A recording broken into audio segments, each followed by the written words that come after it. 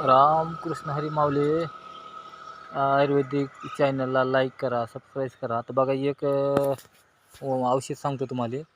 हे बघा पांढरी रुई आहे, अशी फुलं राहते. तर पांढरी रुई तर सगळ्याला माहिती आहे महाराष्ट्रामध्ये.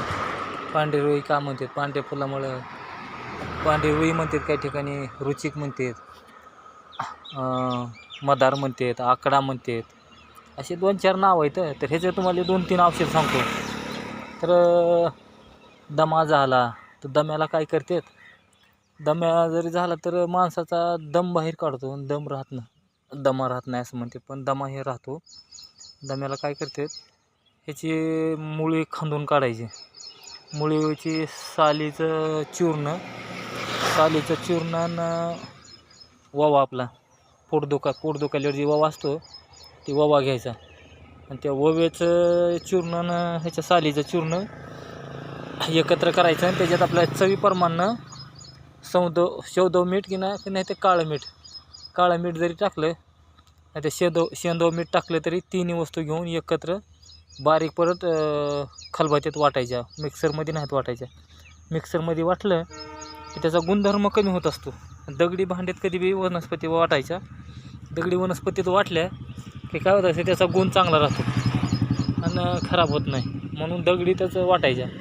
आणि काय करायचं, ती अर्धाचा 2 ते 3 चिमट कोमट पाण्यामध्ये घ्यायचं. 2 ते कोमट पाण्यात घेतलं तर महिन्यातून 10 दिवस घ्यायचं फक्त. 10 दिवसानंतर कमी होऊन जाईल तुमचा दमा. कमी झाल्यानंतर परत दुसऱ्या महिन्यामध्ये काय करायचं, 5 दिवस घ्यायचं, परत कमी होईल. परत त्याच्या मोहरच्या महिन्यामध्ये काय करायचं, 5 दिवसातून 3 दिवस घ्यायचं.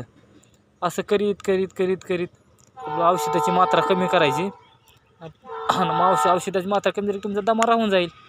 फक्त ह्याचं काय करायचं, एवढं असं दूध निघतंय. दुधाला काय करतात, एखाद्याची दाढ दुखत असते, दाढ दुखायला लागली की असे पायाच्या अंगठ्याला लावतात, चिक असा चिक लावायचा.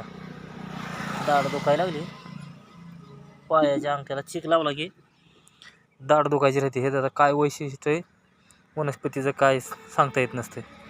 फक्त आपल्याला माहीत नाही, आणि माहीत असणारे लोक सांगत नाहीत. का सांगत नाहीत?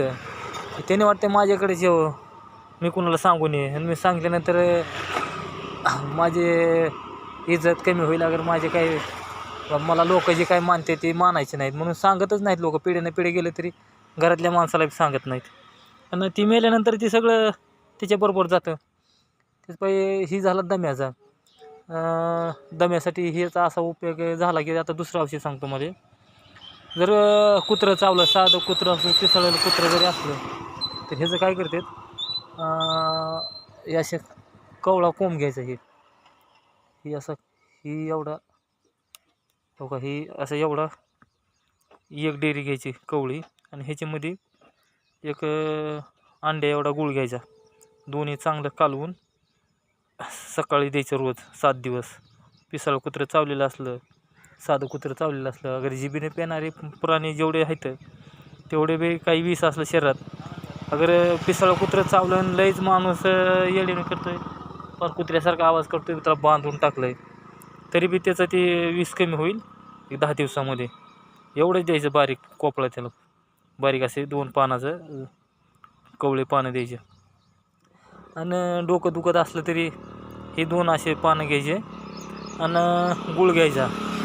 2 पानं आणि गुळ, 2 पानं आणि गुळ जरी घेतला तरी तुमचं डोकं दुखायलेलं असलं कशानं तरी कमी होणार. हे पिसाळ कुत्रं डोक्याचं 2 औषधं ही करून बघा. पण त्या बघा इथं दुसरा एक गेला आला, त्याला शिवलिंगी म्हणतात. शिवलिंगी म्हणतात म्हणजे शिवलिंगी बी औषधासाठी चांगला आहे. हे असे त्याला फळं येतात बघा, हे असे फळं येतात. ह्याला शिवलिंगी म्हणतात, म्हणजे मध्ये शिवपिंडीसारखी बीज असतं, त्याच्यामुळे त्याला शिवलिंग म्हणतात. मला फोडून दाखवते. आता हे ओले बी आहेत, हो का, आता काय ओले आहे त्याच्यामुळे काही कळणार नाही आपल्याला बियाचा आकार कसला आहे.